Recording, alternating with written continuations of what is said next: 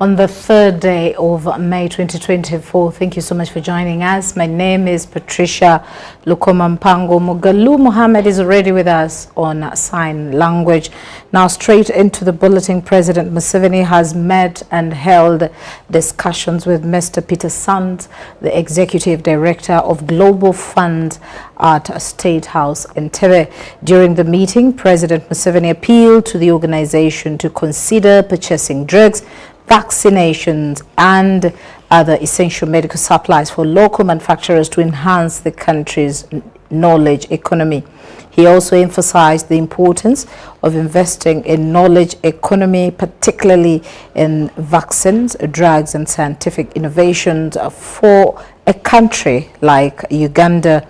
Adding to that President's submission, the Minister of Health, Dr. Jane Ruth Cheng, outlined the 4 key areas for potential procurement, including antiretroviral drugs for HIV treatment, rapid diagnostic tests for malaria and HIV, long-lasting insecticidal nets, and medical gloves.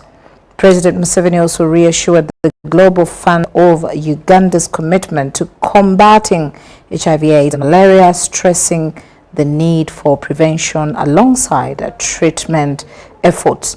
Mr. Sands reciprocated the commitment assurance, expressing the Global Fund's willingness to collaborate with local markets to ensure the supply of essential medical supplies while addressing cost-cutting considerations, market competitiveness, and tendering issues. In his response, President Museveni committed to enhancing further engagement with local drugs manufacturers to establish mutually beneficial terms for supply of their products to the Global Fund. The Global Fund chief further lauded the President for his fight to end HIV/AIDS, stating that a progressive impact has been made. Number 3, Parliament.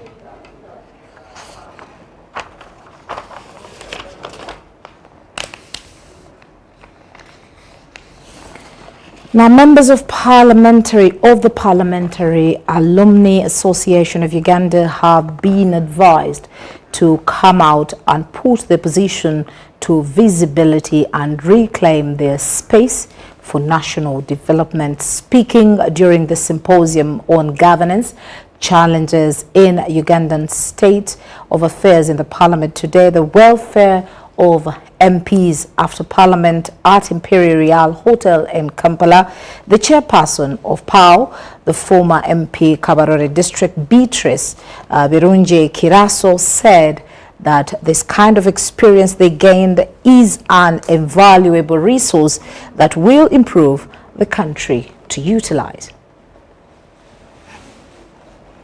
The Parliamentary Alumni Association was founded in 2019 when the world was grappling with COVID-19 pandemic. At the time, the association had registered 221 members. PAO registered with Uganda Registration Services Bureau in 2021 to, among others, inspire those in leadership and preserve and promote the history of the Ugandan Parliament. Since inception, PAO has held its first symposium, which focused on discussing challenges the country faces in terms of governance. The symposium comes at a time when the institution of Parliament is in public spotlight. The institution of Parliament is in the public spotlight, and sometimes not for very good reasons. We cannot be blind to that fact. We cannot pretend we do not know or we don't hear. A political analyst, Dr. Rengabo Sebastiano, highlighted unresolved governance challenges as heavy traffic jam and land fragmentation, the high cost of administration through creation of many districts, which affects the space for members of Parliament. From the pension, you can mobilize your investment resources from personal savings, from accumulated wealth, from family wealth, but most importantly, from collective wealth. The way you are here, if every one of you mobilizes just 1 million, you can start a company and start supplying food in all secondary schools. Another challenge is corruption and impunity, which erode patriotism and national building. What is in public domain, we also participate in that discussion. We definitely are not happy with things that are seen to be not what Parliament should be doing. So if anybody is being accused of doing wrong things in Parliament, we, like Ugandan citizens, share that concern. Former Member of Parliament Honorable Perez Ahabwe says, as people with knowledge and experience, they need to interest themselves in what is happening and be proactive to draft memoranda they present to Parliament on different issues. We have to be proactive. We don't have to be invited. If somebody was your rival and is in Parliament, he wants you to be buried and forever. He doesn't want you to be visible. So nobody will invite you. Other former members of Parliament had mixed reactions about the governance issues in the country and how to take their association forward. Vision, then we shall start discussing how do we sort the issue of term limits, how do we sort the issue of governance. If we just stick to the issue of constitutionalism, Uganda would be a great country. Because the role of the army is stated there, it must be subordinate to civilian authority. The need to introduce in our constitution national dialogue. Our current members of Parliament, with all due respect, they lack guidance. Many of them, with this political sort of wave we are in, they fear to talk because they don't know the party position. Appointing there, you are corrupt. They are not looking at themselves and what it takes or what defines corruption. I'm Navka Farida and Peter Rain in Kampala.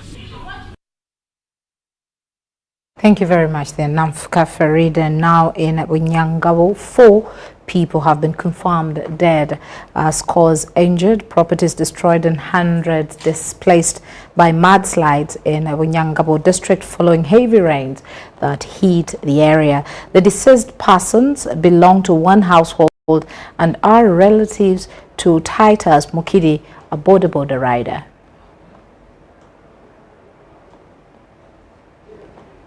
Found dead, scores injured, property destroyed and hundreds displaced by mudslides in Bunyangabo district after heavy rains hit the area. The deceased persons have been identified as Harriet Kabogo, 25 years of age, and wife to Titus Mochidi, a border rider, Evelyn Bira, 37 years, Praise Mosoki, 11 years, and Junior Mombere, a 4-year-old boy. Mkazi wangi na mgenzi wangi na mwana wangi na mko wangi kwa kinta angu wana makoreki kwa umunju. The disastrous incident happened at the hills of Chitumba village of Katebwa, sub-county, Bunyangabo district. According to Bright Mate, chairperson LC3, Katebwa sub-county, 117 households were affected by the mudslides, 20 people were badly injured and hospitalized, and property worth millions destroyed. Katebwa sub-county lies on the hills of Mount Renzoli, with 90% of the area covered by hills, thereby making it prone to mudslides. Generally is a hilly area. It is not the first time such a thing to happen here.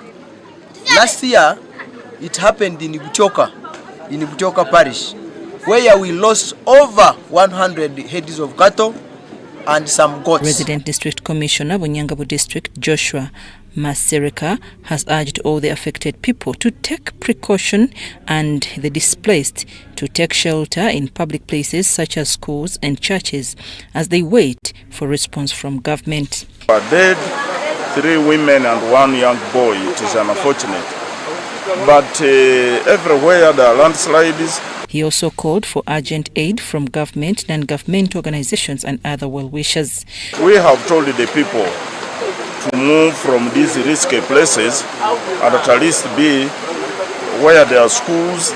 Woman Member of Parliament, Bunyangabo District, also State Minister for Gender and Culture, Peace Motozo, in a phone interview, condoled with the bereaved family and pledged to follow up on aid from the Office of the Prime Minister.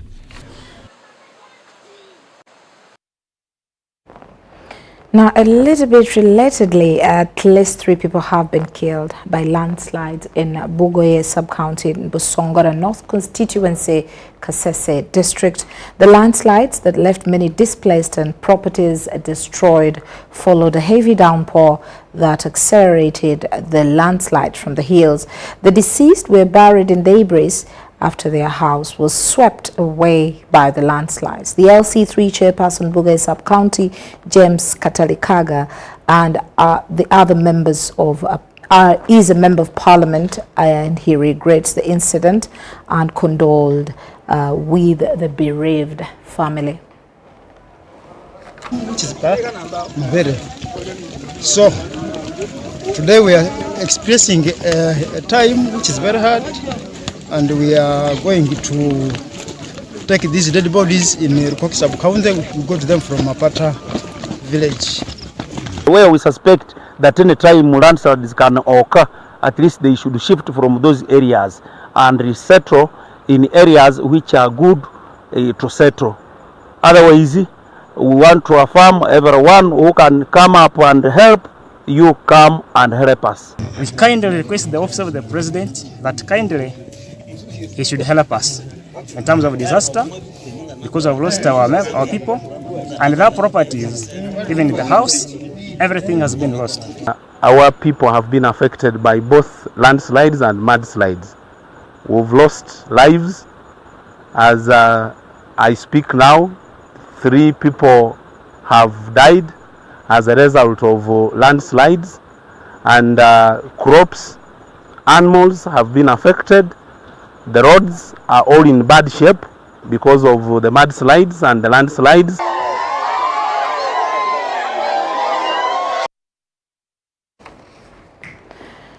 Now, State Minister for Youth and Children's Affairs, Balamo Barugahara, made his maiden visit to the Omusinga wa Rwenzururu at his palace in Kasese following the appointment as minister in the company of the State Minister for National Guidance, Godfrey Kabyanga. Balam assured the Omusinga of government's commitment to work with his kingdom to uplift livelihoods of the youth through establishing more institutes for empowerment. Minister of State for National Guidance, Godfrey Kabyanga, together with his Youth and Children Affairs counterpart, Balam Barugahara, paid a courtesy visit to the Omusinga wa Rwenzururu at his palace in Kasese district.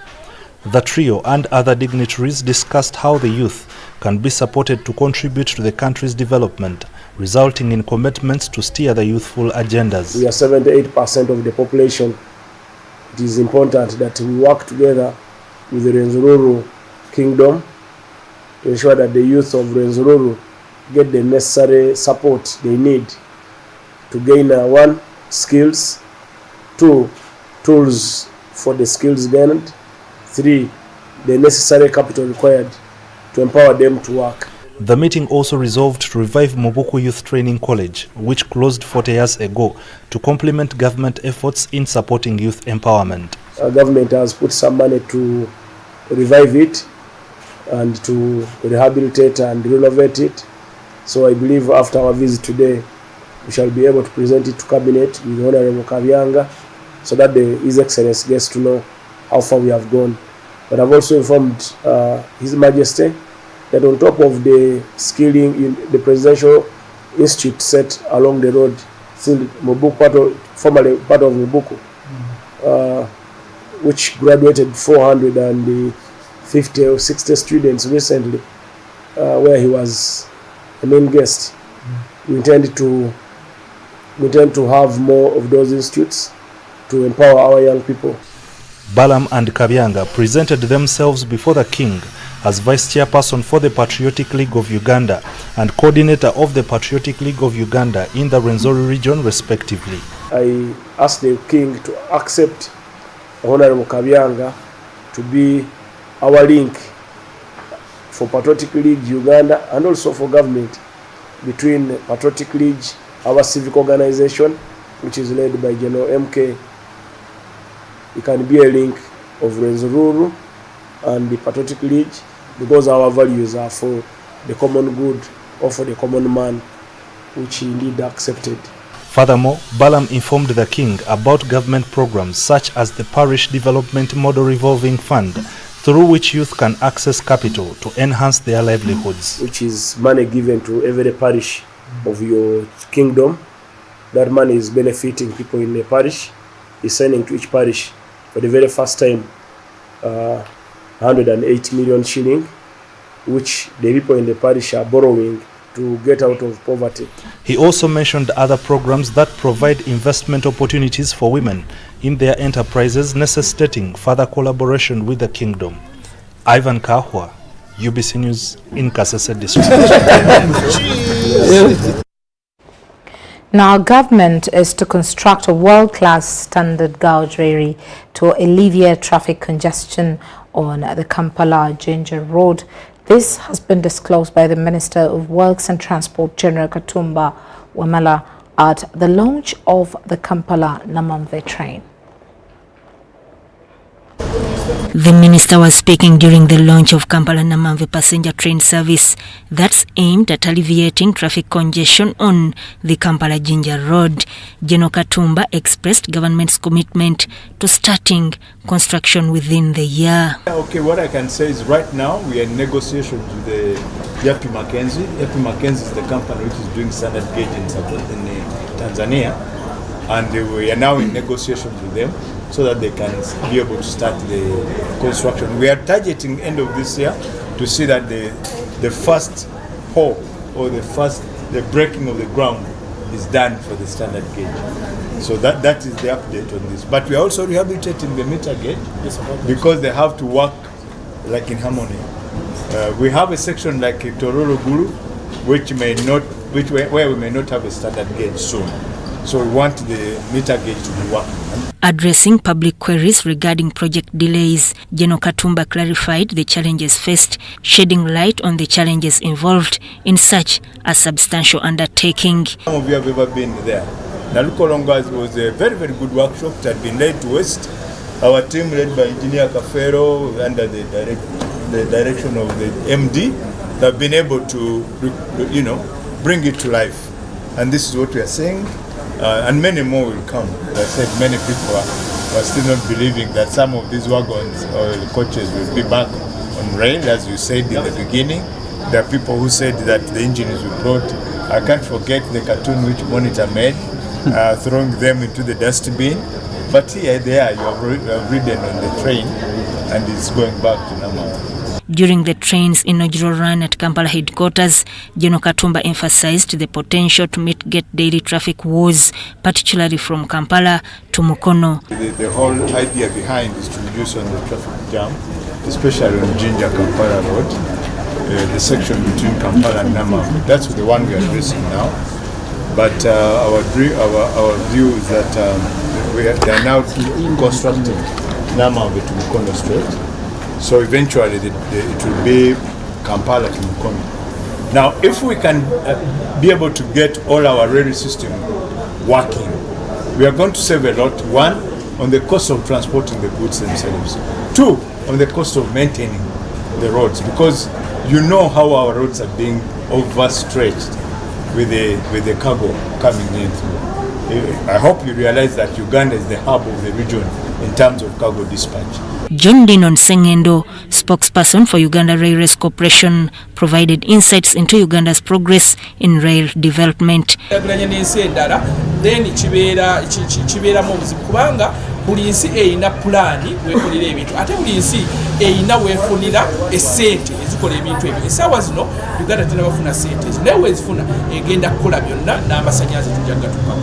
The inaugural train journey saw participation of various stakeholders, including General Katumba Wamala, ministry officials, and Uganda Railways Corporation representatives. Sudat Kaye and Jamil Sekaja, UBC News. Thank you very much there, Sudat, for the detailed report. Now, as we move ahead, journalists have been asked to stick to their professional roles and refrain from the vice of extorting money from sources that put their services at risk of incompetence. These remarks were made by Ministers Mary Babalanda of Presidency and her ICT and national guidance counterpart Chris Baryomonsi at the official launch of Kabale Media Fraternity in Kabale District. Malelekwa was a news junkie from a young age. He recalls how growing up, he used to beg his dad to let him watch a current affairs show that aired way past his bedtime. I told myself that one day I will be a journalist and I will help the communities. And up to now, the stories that I write, I make sure that there must be some kind of action or some kind of answers that comes from the policy holders, the people in the government. As an award-winning reporter with Oxpecker's Investigative Environmental Journalism, a media outlet headquartered in South Africa, he does exactly that, at some risk. In the stories that I do find officials hiding information from me, and when I go to dig deeper, some of the people will say, please, you can publish this, but anonymously. That shows you that here there is some kind of danger, something is being hidden. He remembers reporting on illegal mining at an abandoned gold mine in Johannesburg. We tried to get some footage, but we were told that here, guys, you can be shot, and you don't want to go next to those people because there are powerful people that they are working for. You ask for an interview, you are dead. But he keeps reporting, saying the issues he covers are crucial to people in impoverished communities who don't have a voice. And Oxpecker's stories do make a difference. An investigation into mining near a major water source in South Africa brought change. And there were plans by a mining company to mine coal. We reported on that, and that has resulted in a lot of changes around policy and laws relating to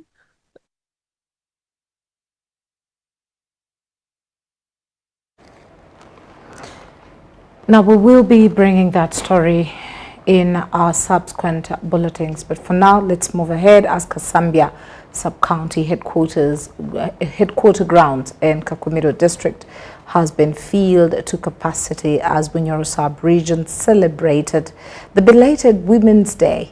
The event has been presided over by the Prime Minister of Uganda, Robina Nabanja, as the main celebrant. Robert Onyango has more.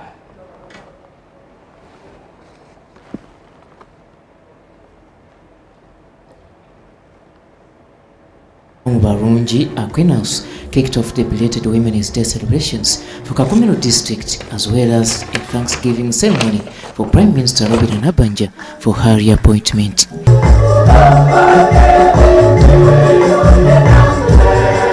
Shortly after the end of Mass, the Premier departed and later returned for unofficial Women's Day celebrations. The official program began with anthems, followed by the inspection of parades by the Premier.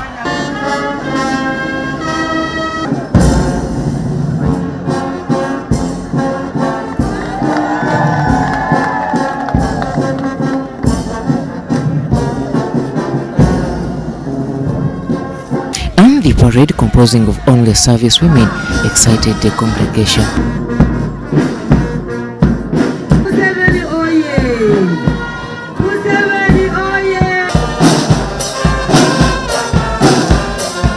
Prime Minister Robina Nabanja served her guests with a cake on top of donating tractors to small-scale farmers across the entire district.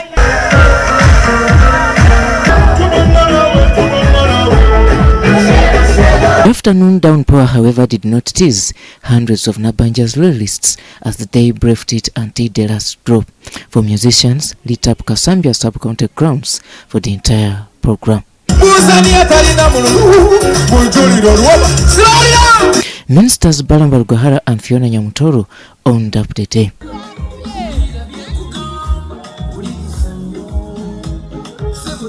Mulire nyawe ndi wowa ndi wa Muzei Museveni waraumura ndi wowa kandi Kakumiro ndi wowa Ndiwa Nabanja chikumi ya chikumi. In her address, Right Honorable Robina Nabanja hailed President Museveni for her reappointment. Nabanja re-emphasized that with different government programs on board, all Ugandans can tap from them to improve their livelihoods. Obwokulima ennyanya omuyika y'ennyanya okusobola kuyiramu kimu sente. Tukulora abaana bakulima watermelon season emu n'atuluka. Kandi tukubasaba capital gendo PDM. Tukubasaba esente za PDM zinu muzijumbire. The Premier also warned school heads against charging fees in government-aided schools. She also directed the Kakumiro District RDC to evaluate the progress of PDM project in the district.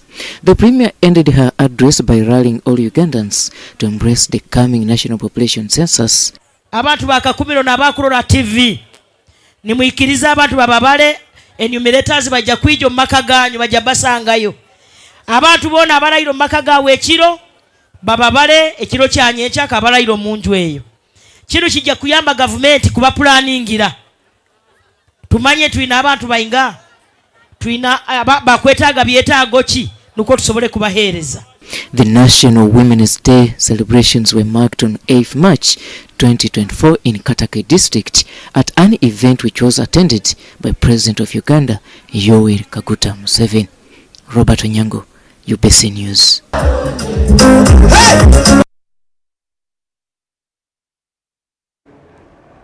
Indeed belated.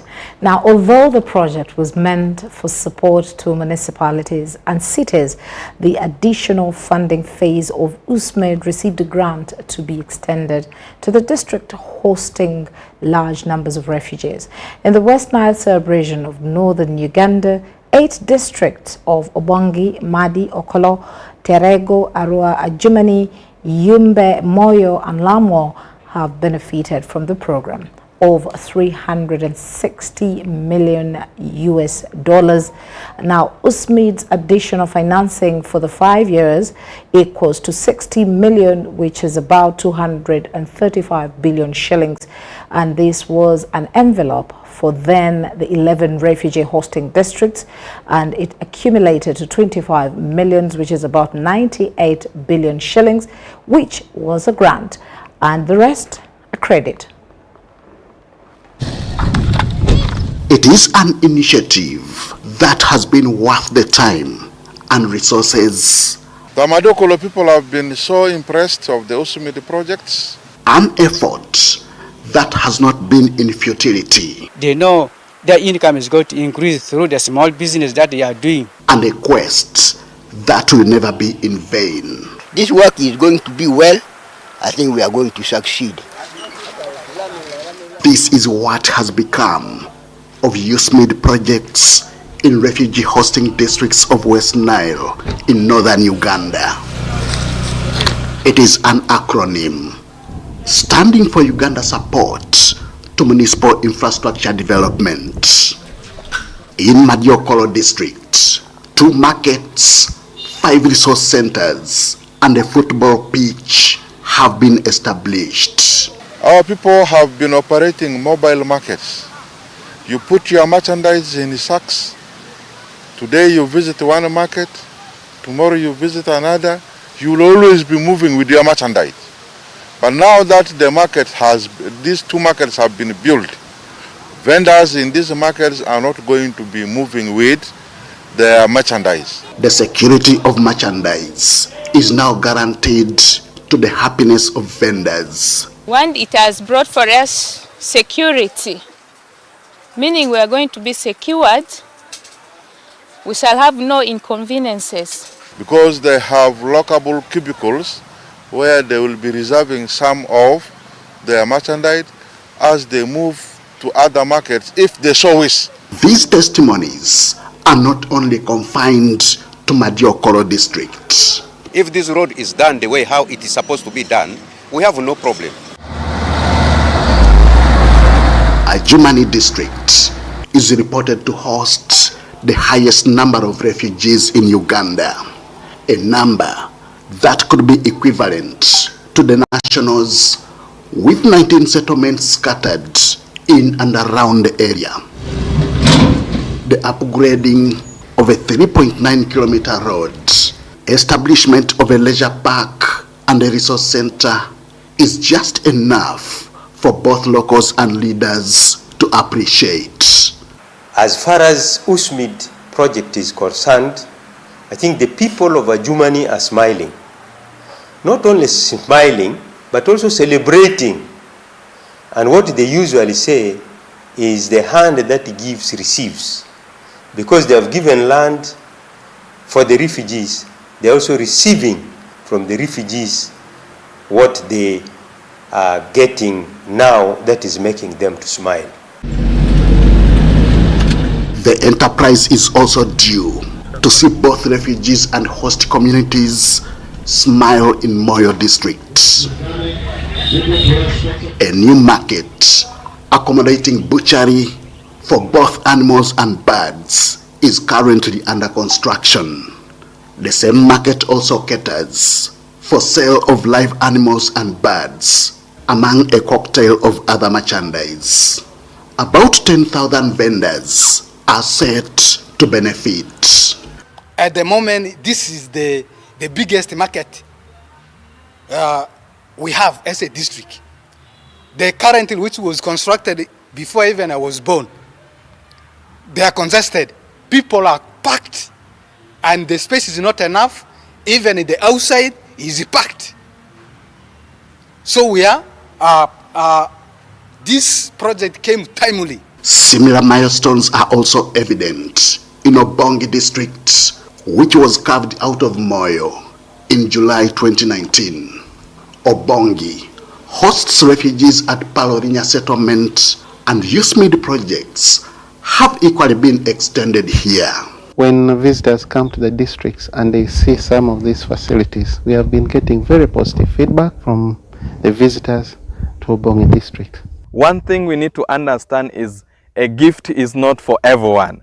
It is for those that deserve it. So I am very grateful that as the Itula Sub-County local government, we really deserve the resource center. The previous market, it has no latrine, and if you see the new one, it has a latrine. But finally, the larger benefit is what we are anticipating, the beautiful coexistence between the host and the refugees.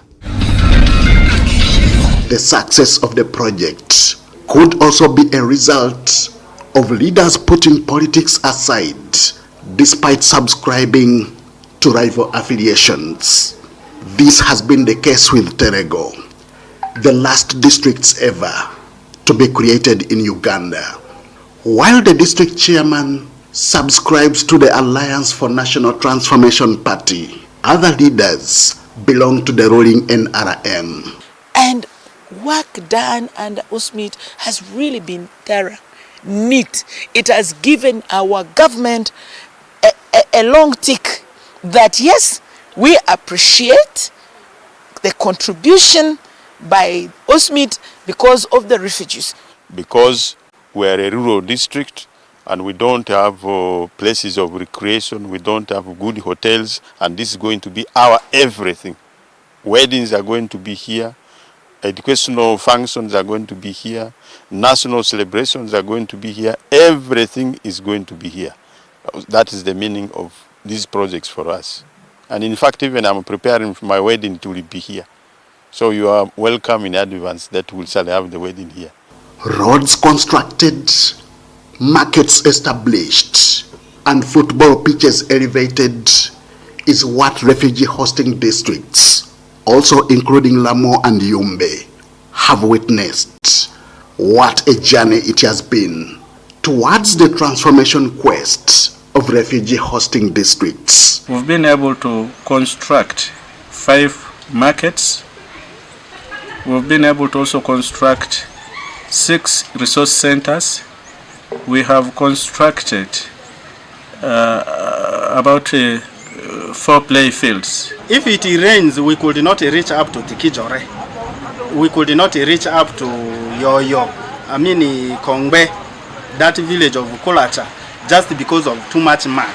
But right now, even people can reach up to the source. I mean at that swamp to get fees. The markets, mostly they are complete. We are left with the things like external works, installation of water tanks, and then the pavements. Those are basically things which are remaining.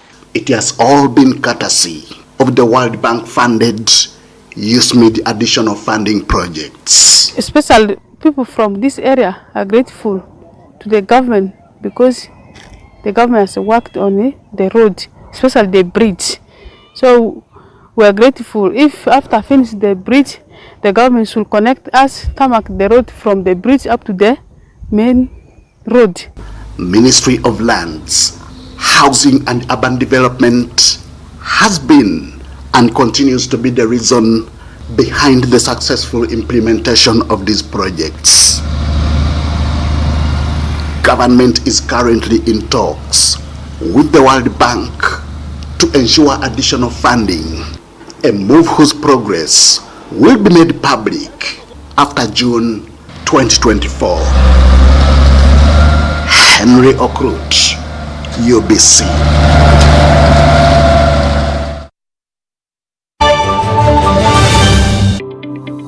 The Uganda National Oil Company UNOC is wholly owned by the government of Uganda and was established to safeguard and promote Uganda's commercial interests in the petroleum sector. UNOC has two subsidiaries, the Uganda Refinery Holding Company URHC, which will hold a 40% stake in the 60,000 barrel per day refinery and manage the development of Kabalega Industrial Park, and the National Pipeline Company Limited NPC, in charge of pipelines, storage and downstream business ventures. This subsidiary holds 15% interest in the East African Crude Oil Pipeline, EACOP. EACOP is a 1,445-kilometer long pipeline that will transport crude oil through 10 districts in Uganda to the port of Tanga in Tanzania. UNOC is also actively engaged in crude oil exploration, development and production activities, and its participation role includes a 15% stake in the Tilenga, Nwoya and Bilisa and Kingfisher development projects, Chikure. UNOC also holds the exploration license for Kasuruban Block in Hoima, Bilisa and Masindi. UNOC currently owns and manages the Ginger Storage Terminal and will build a 320 million litre capacity terminal in MPG called the Kampala Storage Terminal. At UNOC, we're harnessing the potential of Uganda's petroleum resources, forging a sustainable future and preserving the natural beauty of Uganda.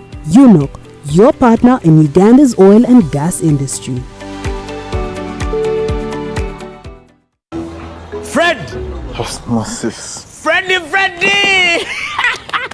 Fred Dollar, my boss, CEO Inojo, the general of generals, the conqueror of conquerors, the first and the final, the sky above the skies, the promised land, the terms and the conditions, the international king crocodile, the source of the Nile. I don't have money today. Just take a polite loan of 200k to stock my shop. The signs and symptoms of success. The bank commander, not the bank teller. Why hassle for a loan when you've got MTN Momo? We're sorting. Use the Momo app or dial *165*5# for all quick loans. Choose from the different loan options from our partners and get one that works for you. Together, we're unstoppable. Once upon a time, there lived identical twins who gave birth to beautiful princes and princesses. Their mothers gave their babies' bodies a lot of care by applying on their skin with baby Junior jelly. So dry their targets and everyone would admire their glowing skin. Fun fact, baby Junior prevents diaper rash, dry and sensitive skin. Moms all over Africa love baby Junior jelly. Baby Junior's the skin. No more anymore. Baby Junior. Baby Junior.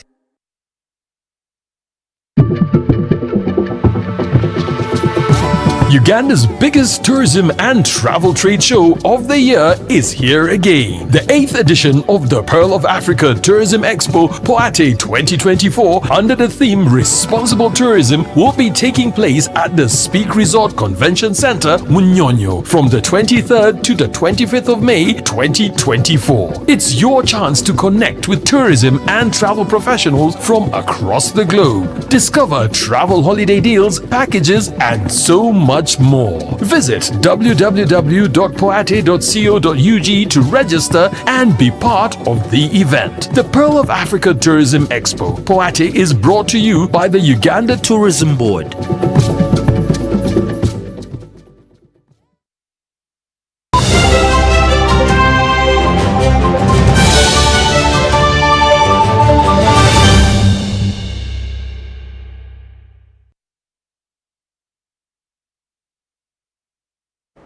Welcome back from that short break as News Tonight continues. Now, the Presidential CEO Forum, flanked by other stakeholders from government agencies like Uganda Revenue Authority, Uganda National Bureau of Statistics and Standards, among others, has paid a courtesy visit to Ranchers Finest located in Bwaise to assess the progress in terms of value addition in the beef industry. Mrs. Irene Birungi says, Ranchers Finest is a testament that value addition goes beyond the end product. She says that by focusing on value addition, factories are able to offer customers something truly exceptional and economically viable. Through skills transfer, employees are empowered with knowledge and expertise needed in the ever-evolving industry. And what we have done is to always attract key indigenous farms or medium enterprises and have conversations around what they are doing, how best can government come in to have strategic interventions. So today we had a site tour at the factory, that is the Ranchers Finest, and it's amazing for you to understand that these are high-tech technological equipment or machinery that the ranchers are using in order to add value to their product.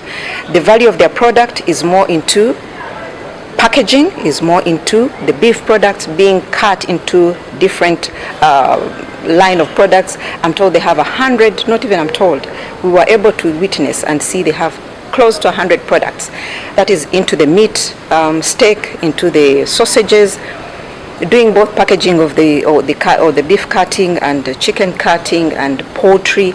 Creating more awareness is the goal, or is the only strategy that we can push for through the Presidential CEO Forum, is to communicate more for people to understand what is their consumer rights, and at the end of the day, what does it take to be able to have quality products, that meet the standards, and then at the end of the day compete with quality and non-quality products that come into our markets. So that is to be pushed on to the key policy players, like we said you had in the meeting. URA is going to find ways of how best this can be escalated further, but it is the role of government to produce or to protect our own local manufacturers. This $4.5 million local investment, located in the heart of Bwaise, a Kampala suburb, has a daily processing capacity of 30 tons. The CEO says the factory envisages a processing capacity of 100 tons daily in the near future if the supply of raw materials is more available.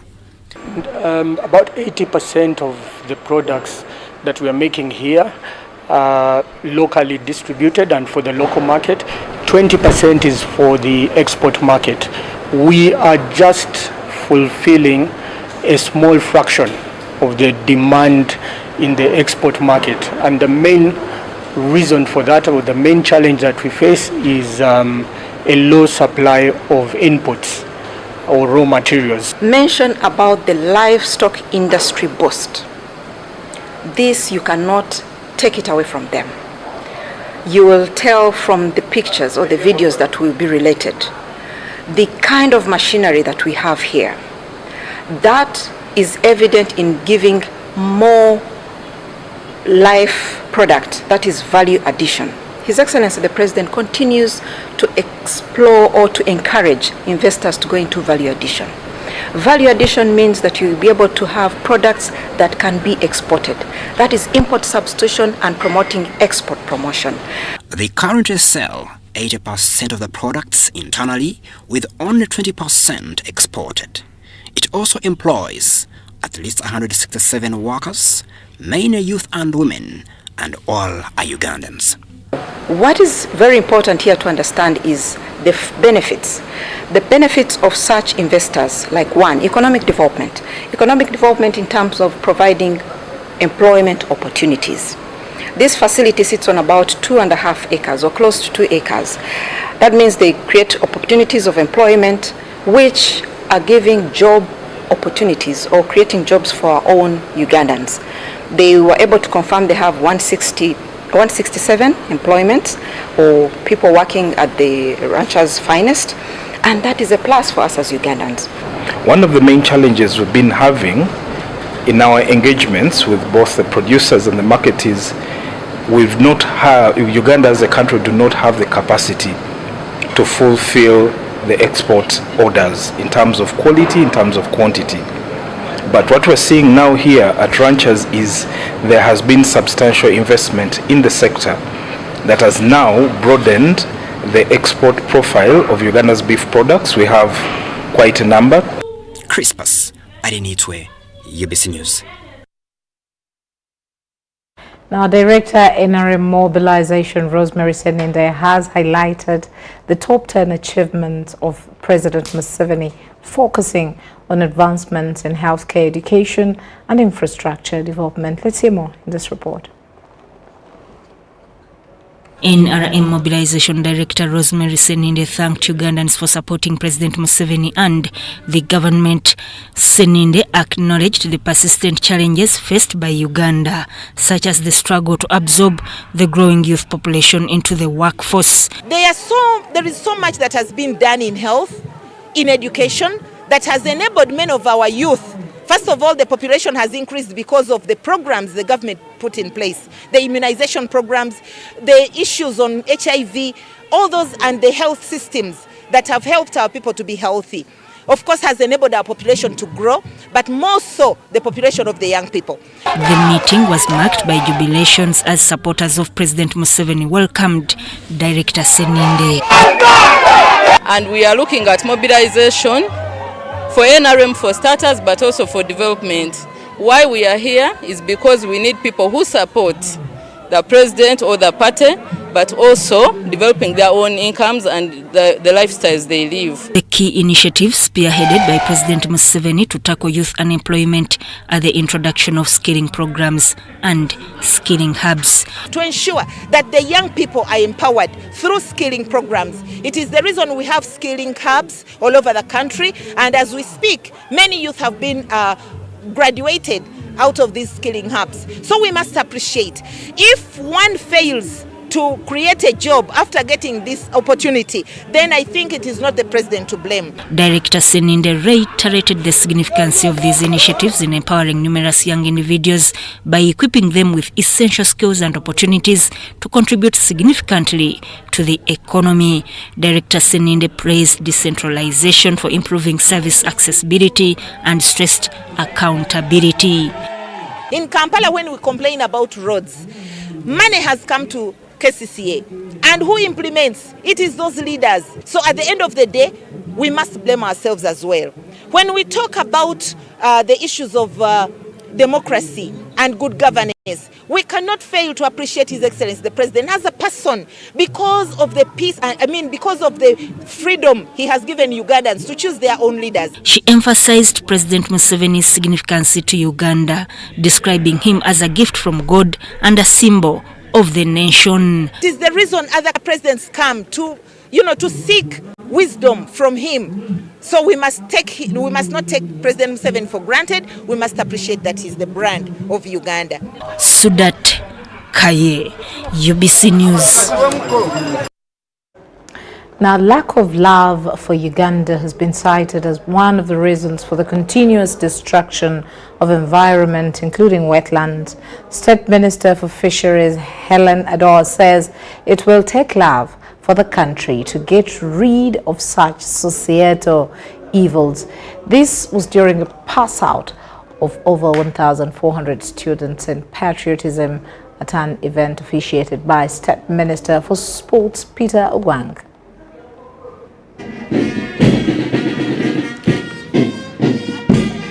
They were 1,452 in number, collected across a cocktail of 14 secondary schools in total in Serere district.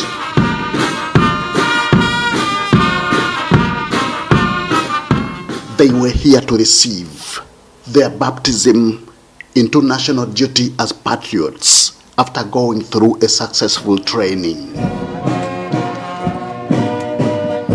As they displayed skills in both slow and quick march pasts, it was obvious that their orientation had not been in vain. In Dubai is one of the best beautiful countries. But for that tree to survive, it must have a drip all the time. A drip. A tree has to be on drip all the time to survive. But for us here, even when you have not planted, the tree can survive. Even when you don't weed, the tree can survive.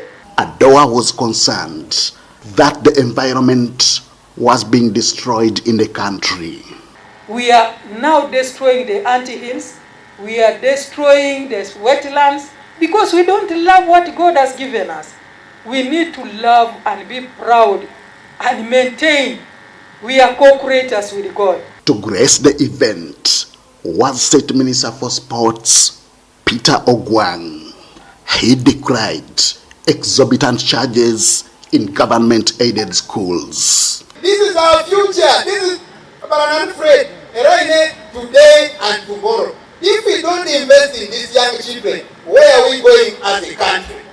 The other one which I don't want to forget is the question of illegal charges of school fees in the government-aided schools. I don't want to hear that you're the leaders of tomorrow.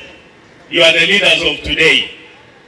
And you must at all times have that. Ogwang wants such patriotism courses made mandatory for the youth. When you talk about Israel, talk about those great nations, Iran, where those countries have this kind of patriotism lectures or classes for their children. All school, by the way, for them, is not about to just carrying out. It's a national service. You finish, you go in for a national service of 2 years.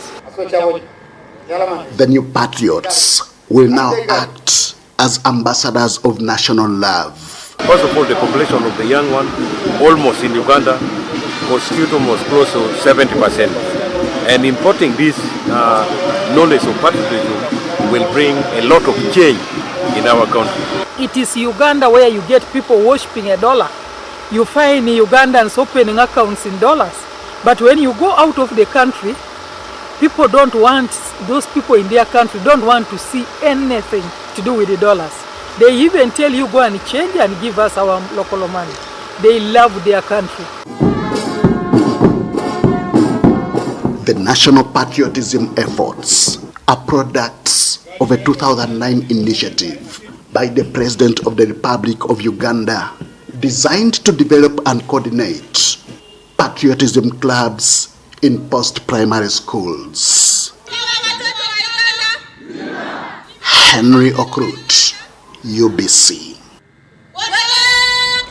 And in court, Judge Esther Nambayo of High Court Civil Division has set 19th June 2024 to deliver a ruling in the case filed by relatives of the alleged missing 18 National Unity Platform NUP supporters in the case against Attorney General. In other developments, a City Hall Magistrates Court has charged and remanded a Wanru Elijah on 3 counts of giving false information and making false declarations to obtain a passport with the intention to escape trial. Let's hear more from Namamonde Deborah.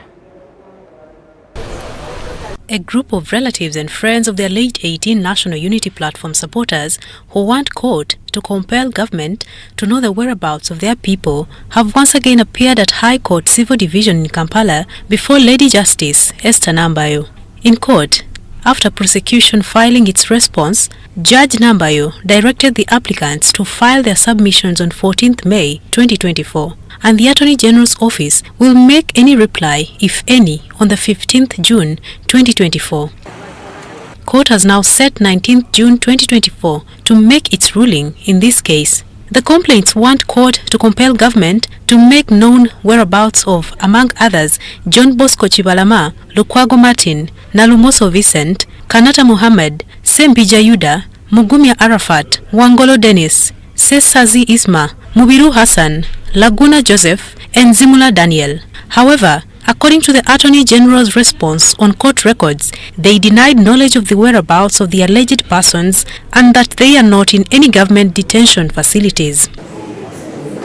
In another development, City Hall Magistrates Court, before Magistrate Edgar Kalakire, has charged and remanded Rusoke Elijah on 3 counts of giving false information and making false declaration to obtain a passport. Rusoke, who is also facing charges of fraud at Buganda Road Court, was trying to process another passport with the aim to run out of the country. Prosecution alleges that Rusoke Elijah's passport was in the custody of ASP Priska Flavian, an investigating officer in the previous offences of fraud at Buganda Road Court.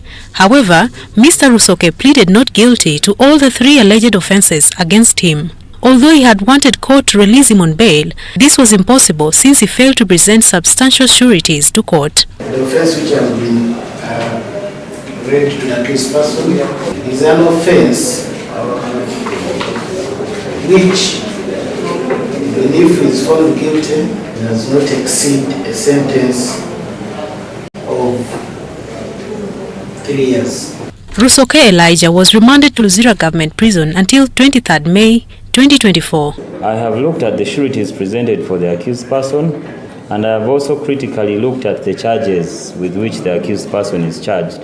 The 2 sureties presented for him today may not be sufficient enough to convince or satisfy this court that he, the accused, will turn up religiously in court as and when so required, because they do not wield any sort of authority over him.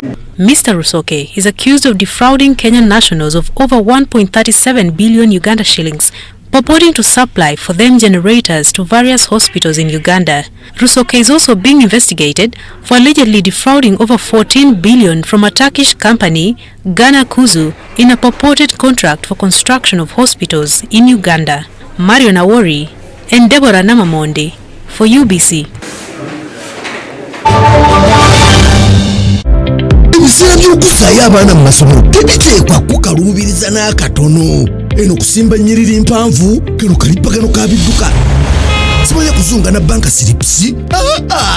Kati osobola okusasula school fees z'omwana wo ate n'okola n'ebirala ntoko ku ssimu ye ey'omu ngalo. Ekikola kyangu nnyo. Nyiga bunyezi *165*8 ogoberera ebikulagiriddwa oba okozese app ya MTN Momo. Ate kati okola ki olwaleero? MTN Mobile Money Uganda Limited erungamizibwa banka enkulu ya Uganda.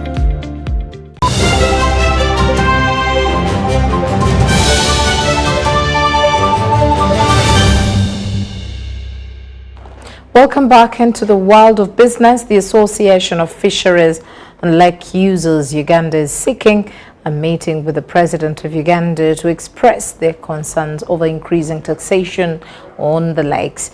The army presence and the illegal fishing that still exists was during a meeting they held with Head of Office National Chairman Hajat Hadija Namialu, aimed at addressing their grievances.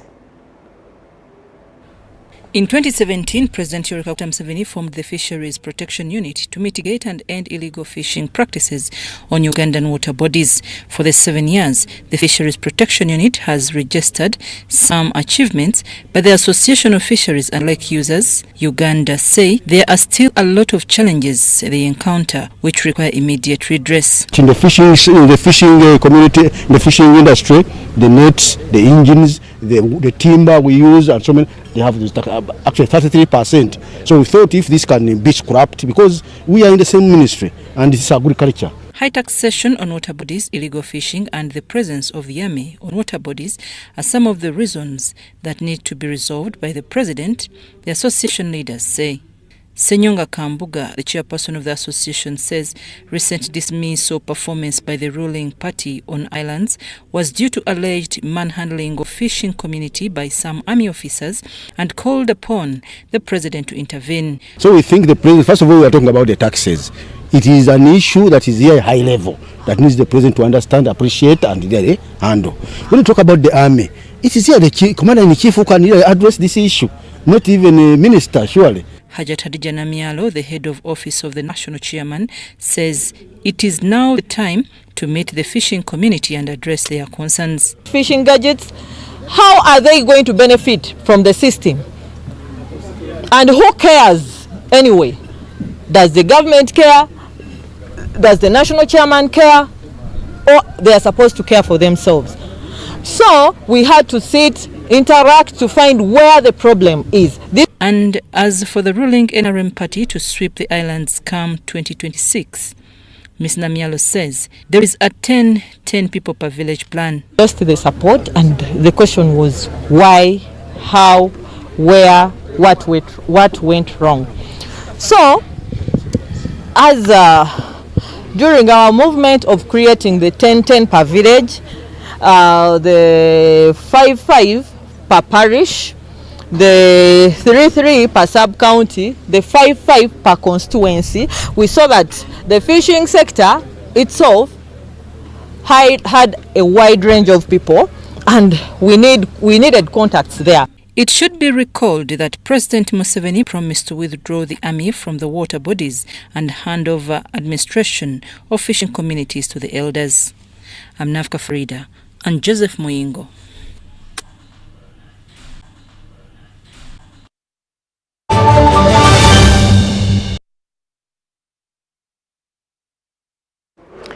Well, thank you so much for sticking with us right from 8 o'clock. We can't move beyond that time. My name is Patricia Lukoma. Mpango Mgalu Mohammed has been with us on sign language. Let's meet again at 10 o'clock. And a very warm welcome to tonight's weather report. My name is Molin Kenyana. Now we continue to see rains across several places within the country, most especially towards the Karamoja region in northern Uganda, where we've recently seen flash floods, and that has been mainly because of the position of the rain belt that is aligned over several places within that region. Now also looking at tonight, our weather tell indicates that we're still from the satellite, while looking at more of the rain belt widely spread across several places within the country. That explains the rains we had today across several places, as well as the local effect, especially for the Lake Victoria Basin, that continues to give us rains as well over that region. Now tomorrow morning we do expect to start off with rains that will be across several parts within the Lake Victoria Basin and much of central Uganda. Also looking at the eastern side, we're looking at rains especially over Jinja, parts of Tororo. Soroti will start off with mostly a mix of clouds and sunshine. Now looking at the western stretch, we still expect rains especially for Midwestern, the Rwenzori area, and also across Kigezi Highlands. Now the northern area, we will be looking at those rains again for the Karamoja region and parts of central northern Uganda. The rest of the area will have mostly sunny intervals. As we move over into the afternoon, we see more rains developing for parts of central as well as the Lake Victoria Basin. 28 degrees centigrade forecast for Nakasongola, and Kampala will be at a chilly 26 degrees. Looking at the eastern part of the country, we do expect those rains again for several places. Most of that will be accompanied with thunder showers for eastern Uganda. Temperatures going up to 29 degrees. That will be for Soroti. Now the western stretch will still see those rains again coming through, with temperatures expected to be around 28 for Midwestern as well as the Rwenzori area, and thunder showers forecast for Kigezi Highlands. And the northern part of the country, rather, we're looking at those rains again coming through. Most of that will be accompanied with thunder showers for the Karamoja region and the central part of northern Uganda. Temperatures will be at a high of 29 degrees. Now, some of the cities that we have for you beyond Uganda, we are forecasting sunny intervals that will be across Cairo. Also, Dubai, we're forecasting sunny conditions with a warm day at 33 degrees, and rainy conditions are forecast for Nairobi with a chilly 26 degrees. That brings us to the end of tonight's weather report. Thank you so much for joining us. My name is Molin Kenyana, wishing you a good night.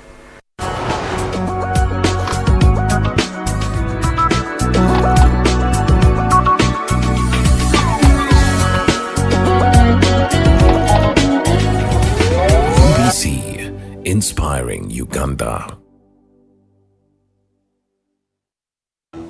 Fred! Osmosis. Freddy! $100. My boss, CEO Inojo, the general of generals, the conqueror of conquerors, the first and the final, the sky above the skies, the promised land, the terms and the conditions, the international king crocodile, the source of the Osmosis. Nile. I don't have money today. Just take a polite loan of 200k to stock my shop. The signs and symptoms of success. The bank commander, not the bank teller. Why hassle for a loan when you've got MTN Momo? We're sorting. Use the Momo app or dial *165*5# for all quick loans. Choose from the different loan options from our partners and get one that works for you. Together, we're unstoppable. Cheers to something refreshingly different. Putting the brakes on a fast-paced world.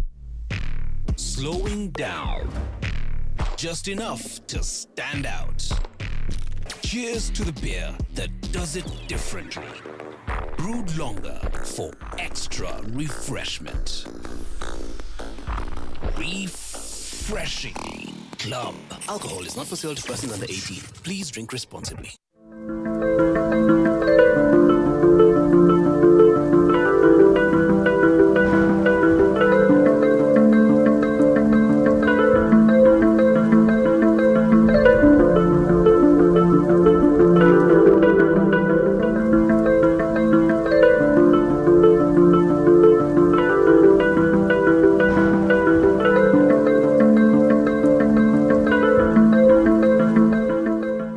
Amannya Nakyanzi Sophia, nkola mu woteeri gye bayita Tonninyira.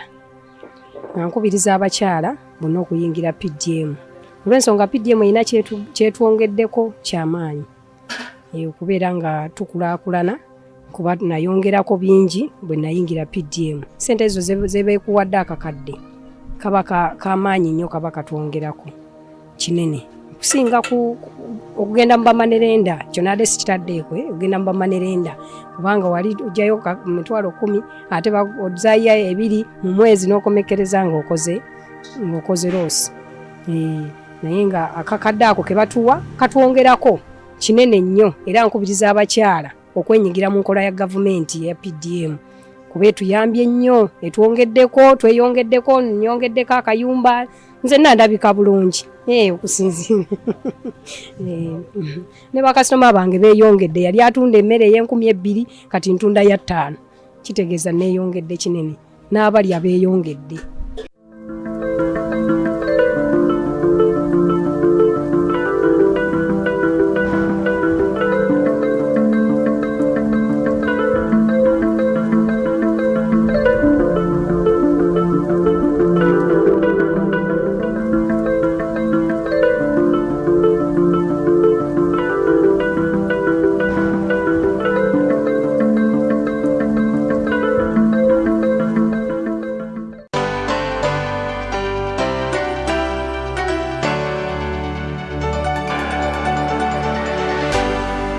UBC, inspiring Uganda.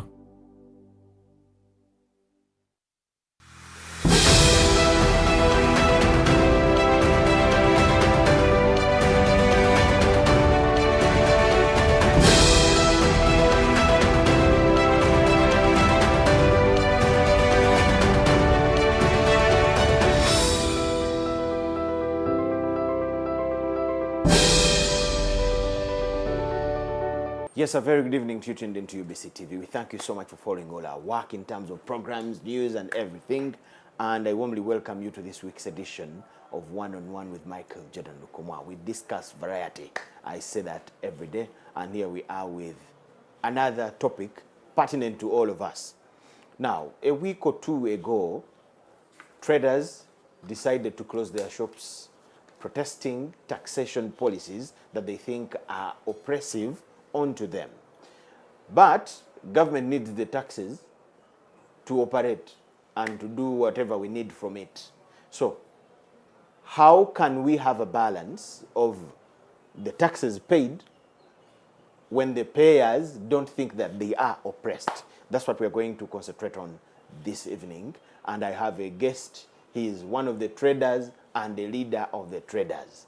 If you saw the clip that was everywhere when they met the president, he was the one addressing his fellow traders and telling them what the president had decided. We expect the president to meet them on the 7th, that is next week. So we want to know, what do they expect?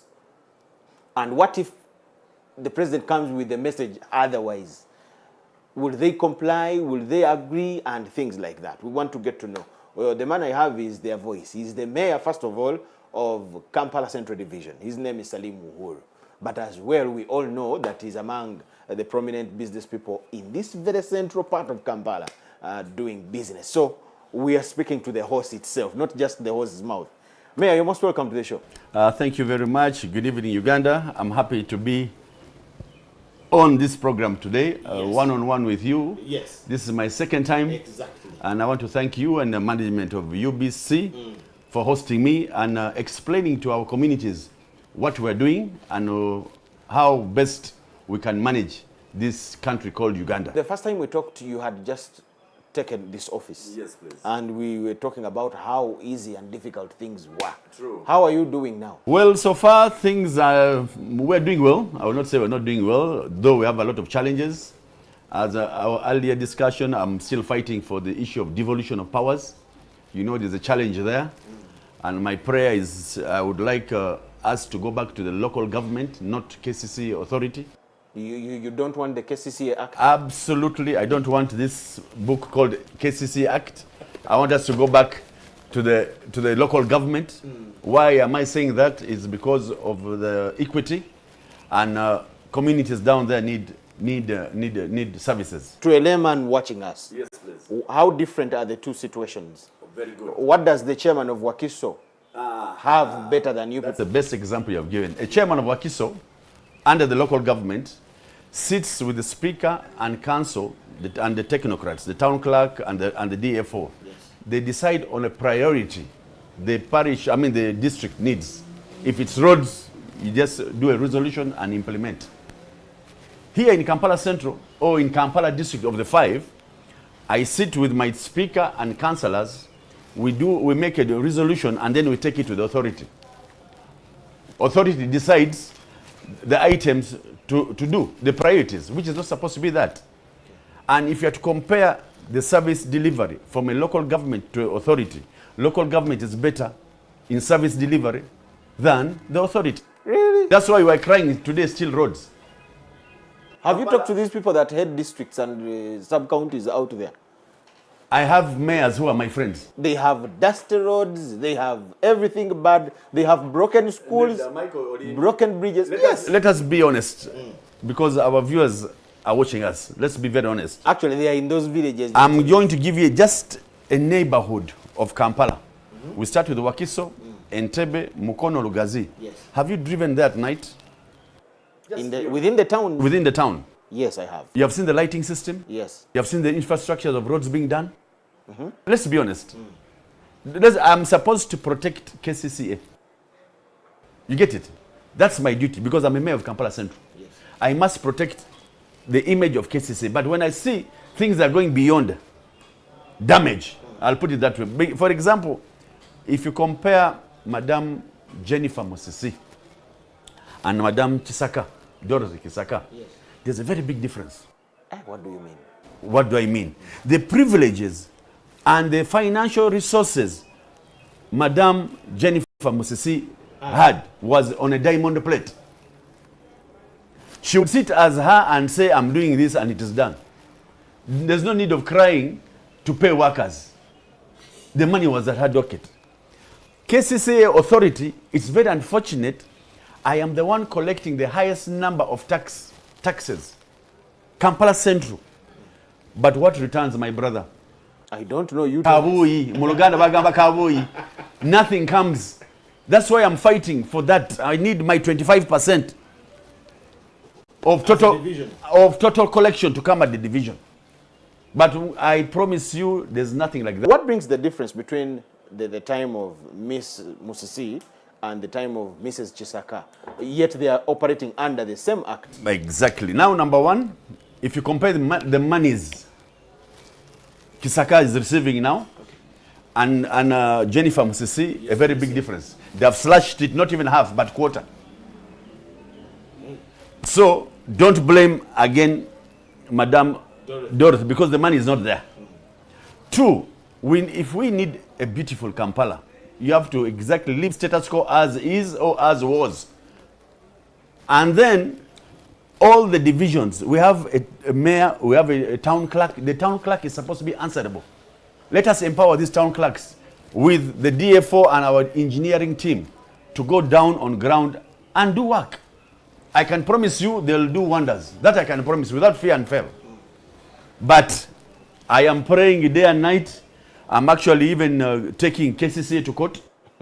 Why am I taking KCCA to court? We are fighting for our rights of the little that is written in the KCC Act to be given to the divisions. Let them give us what they're supposed to give us. In the meantime, as we are fighting to go back to the authority. Actually, I'm going to table this to the president. I'm going to show him the difference between a local government and authority. Because even here, we're spending more money than the local government. What are the chances that you will achieve the shift from here to there? The fountain of honor is here. Is here. When I talk of authority, is His Excellency direct. So I need to explain to him, Ugandans want services.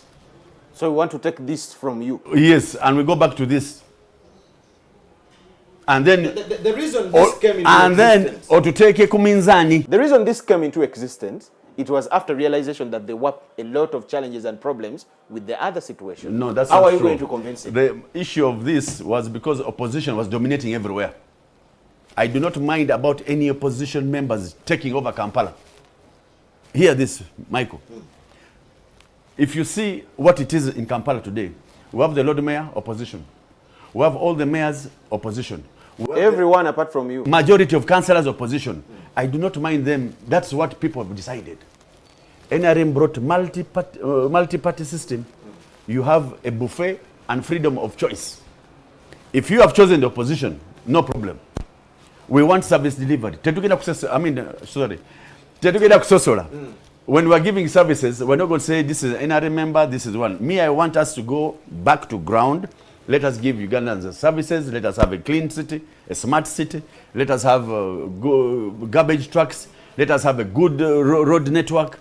Let us have... So you're saying we went into the KCCA Act kind of times to try to neutralize opposition? That's the truth. Not service delivery. How are you... So how are you going to convince it, to convince the authorities that be to reverse that? Because number one, as I told you, my brother, I collect the highest number of taxes, or highest amount of taxes. And it is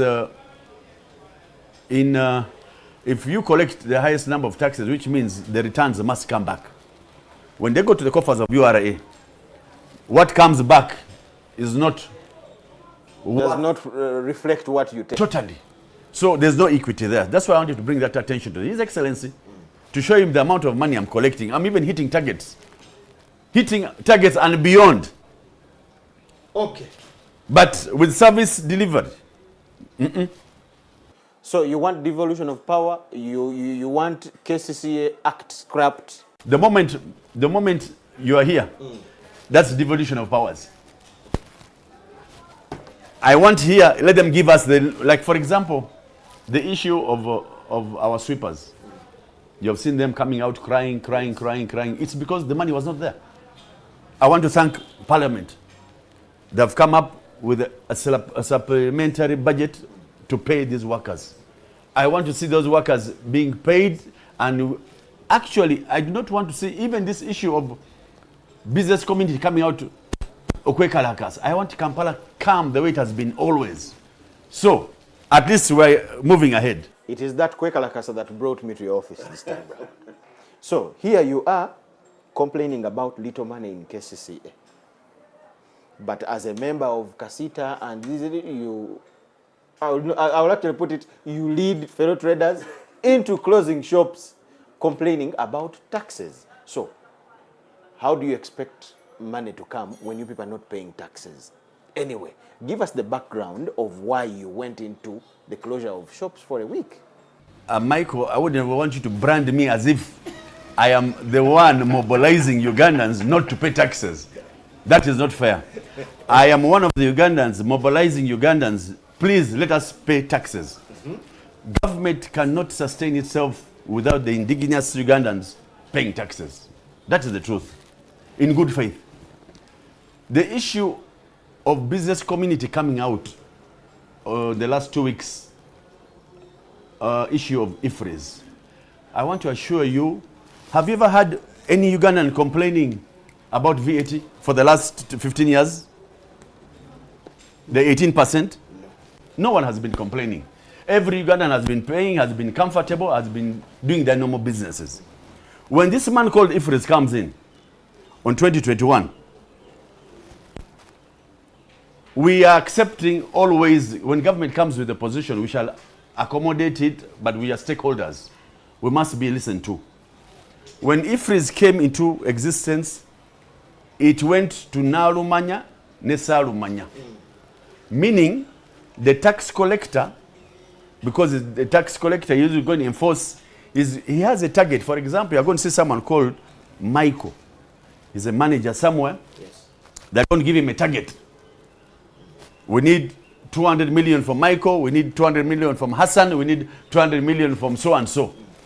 When you go on ground, you are going to begin issuing penalties because people are not using the Fisheries machine.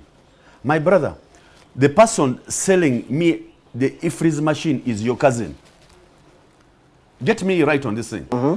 You will not buy an Fisheries machine other than Michael's cousin who is selling it to me. That's number one. Number two, the the machine costs 5 million shilling. You get it? My business, I'm not an IT person, I'm a day-to-day, hand-to-mouth. Ordinary business. Ordinary businessman. My capital is 3-4 million shilling. My sales are 300, 400, depends. I can make or I cannot make. I need someone who knows how to use this machine. Yes. That's another cost. In a shop of Kampala, we have 4 people or 5 people renting a shop. Here's for Michael, this is for Uhuru, this is for John, that's for Kisubi, and this is for someone else. Are you going to put Fisheries in every corner where somebody is operating? The shop says Michael Enterprises. It gets a license for one shop, not those small lockups. Sub-tenants. So there's no equity there. 2, we must welcome the new ways of taxation. We are part of this system. But if URA, and what they did, they went even beyond that. When URA went on ground, it even went to arrest boxes, a mere box. If you accept, I can show you a video of a URA officer in Arua Park. They arrested someone's box of clothes. He paid URA 800,000, just 800,000. But the Nsasage that came up in the town, the bullets that were not necessary because of 800,000 shilling. Actually, I even came out, I said, this is now beyond, because I must protect my government. I can't accept such to happen in the city. I went to the URA officer. I asked the lady, Madam, what is the problem? Why all this fracas? She says, no, these people are free. I said, please.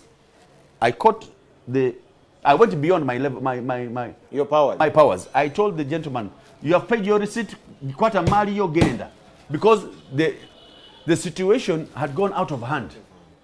So I had to do that, whereby to quell the kind of situation that had. I went back to their bosses. I told them, gentlemen, we don't need such. And however, I want to thank the URA Commissioner General. He came himself to Chikubo, talked to the business committee, engaged in another meeting before the lockdown at Uma. Did they tell you what happened in Uma?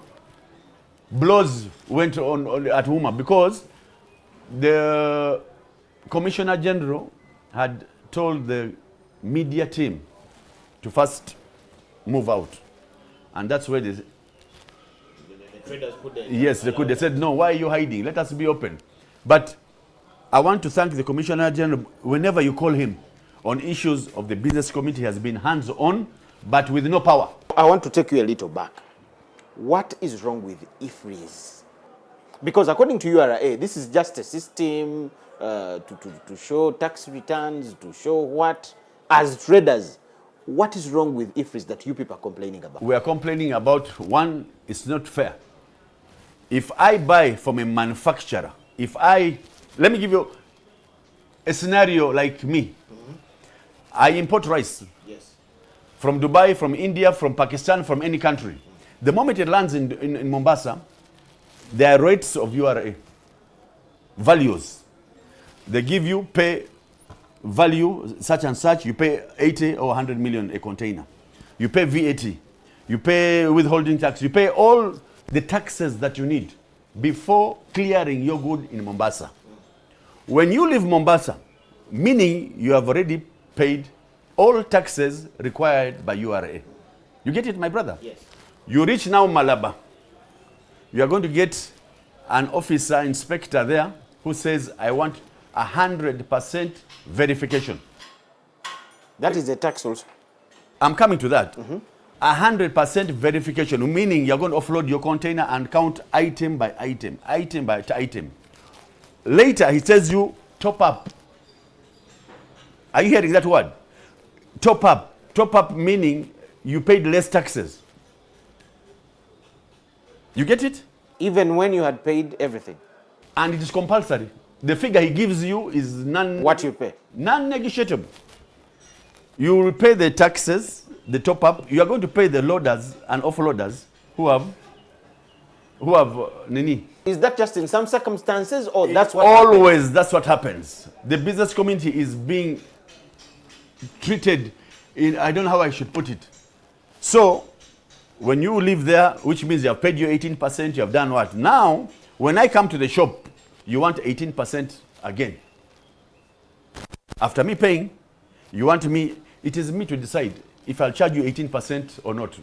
Things in Kampala, Kampala is like, have you been to Dubai? You have been to China? I've been to Dubai. It is a business city and it is bargaining. I give you an iPhone for $1,000, another will give an iPhone for $800, another is going to give you for $500.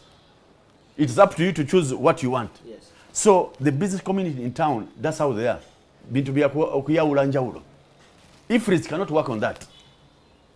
Because we sell at different prices. And me, I'm comfortable. If I can make 1,000 shilling profit, I'm comfortable and make a turnover. I'm comfortable. Than you selling one phone, you are selling it a whole day, but me, I'm selling 10 phones of a difference of 1,000, I'm benefiting. IFRIS says, there we shall stop those brokers. Because you have to issue a receipt. So the price becomes higher. Give an example, mere sodas that we are buying, it comes out from the factory, already paid 18% VAT. You get to the agent, to the wholesaler, buy a soda at 18,500. Unkulaida, they're going to give you a penalty of 6 million shilling. Are you aware about that? No, they have given communities issue of 6 million penalties, 12 million penalties. That's when people went berserk. And I had to join them on that cause. I said, ladies and gentlemen, these people have an issue. We've had enough. Have an issue. We went to Minister of Finance to explain to them. Nobody could take action other than His Excellency, Yoweri Kaguta Museveni. I hear traders still complaining about paying taxes for items being measured in kilograms. Simba wakati. What is wrong with that? Are you buying meat? Are you buying clothes? Let's be honest. We are not selling meat. This is not a butcher. Where in this world have you seen clothes being priced in kilos? Let's be honest. So, a container of what Jora? Yes. Jora is called what in Mulzungu? Jora, that's textile. Textile. You are paying 300, 400 million, my brother. I'm telling you the truth. People want, let me tell you one thing, in this world, you see Sudan, just to increase the price of bread, costed him that. Exactly. Here in Uganda, we don't want to go to any level of that. We don't need. And I at times I think these technocrats, because they're the ones who implement, they misguide the president. But the good thing, I will thank the president. He calls you at any time if he wants information and doesn't use a technocrat and goes on ground. And the reports from the intelligence group, reports from his researchers showed him there's a problem here. And that's why we all went crying to His Excellency Yoweri Kaguta Museveni, save us. You are a leader of Kampala Central Division. Yes, please. I would say the most affected area because it is the highest business operation area in the country. You are a leader and you need the taxes yourself. The traders are complaining about paying in kilos. Trading license again to URA. No one is complaining. No, this is the complaint. Okay. They pay some money to URA, they pay other monies to KCCA, then they pay to collect Kasasiro.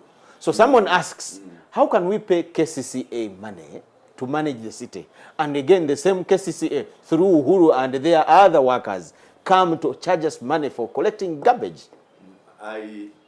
There are a number of, you see, I heard of Fisheries, then measuring in kilograms. My brother Michael. The manufacturers coming to do business. As KCCA, yes. It's our mandate to collect garbage. That's our mandate. Yes. When people pay trading license, it's our mandate to render services, to make sure the city is clean by sweeping it, by collecting garbage. But again, you come back and ask them. I am coming to that point. The issue is, I already told you we don't have trucks, enough trucks.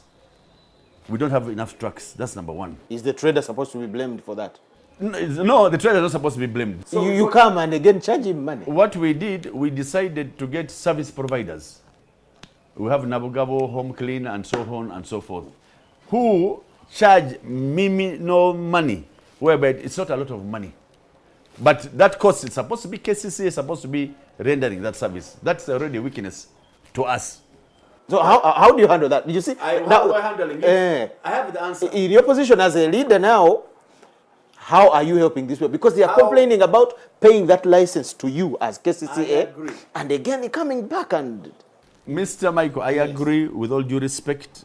Issue is just one. I told you, devolution of powers. The moment we have the devolution of powers, all this will never be there because I'm answerable now. Because me as the mayor, they're going to ask me these things that you're asking me. They're not going to ask any of the technical team or a minister this. They're going to say, Mayor Salim Uhuru Twakolonze, your job is supposed to be this. I'm going to explain. You get the disadvantage, I have to explain because I'm the one in office. So, it is true, people are paying trading license. People are paying a figure, a standard figure for URA, which they have not been complaining. They have been paying for garbage, they have been paying...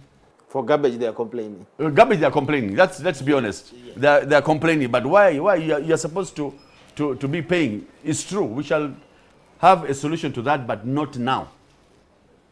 You saw Kitezi is already full. You are looking for another place in Mukono. The community in Mukono have refused. They don't want garbage there in Mukono. So we're looking for another plan C. But already we have land bought by KCCA. Where are going to be dumping Kasasiro? The land that we have already is in Mukono. But the community have come out and said, You can do something else here, but not Kasasiro. So the complaints have been Fisheries, paying in kilos, that issue of 3 taxes. And you are like, for example, then the other thing is value. The value is high. Michael, are you aware you can get a Mpenkoni in Dubai at $3,000-$4,000? Are you aware? I didn't know.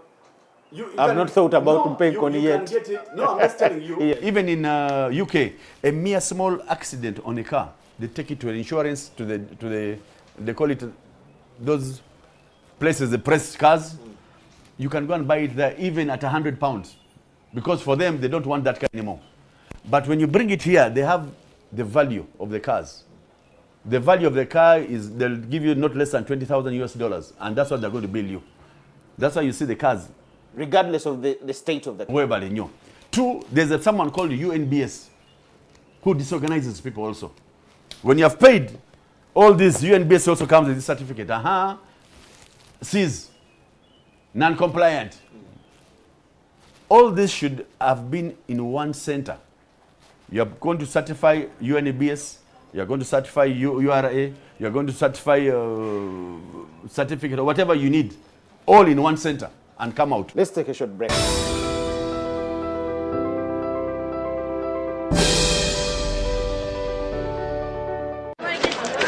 Juko. Yo.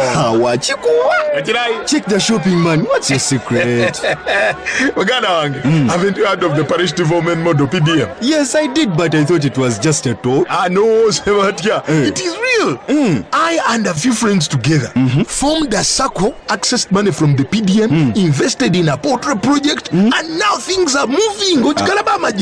Juko. I thought I was one of your friends. You are. But you left me behind. I didn't leave you in poverty. What you do, just visit your LC2 chairperson and your parish chief and start the process of economic transformation. Just like that. The parish development model is an initiative from the government of Uganda through the Ministry of Local Government designed to transform all lives of Ugandans for the better. PDM, my parish, my development, my life. UBC is the national public broadcaster. We educate, inform, entertain, and inspire our audiences.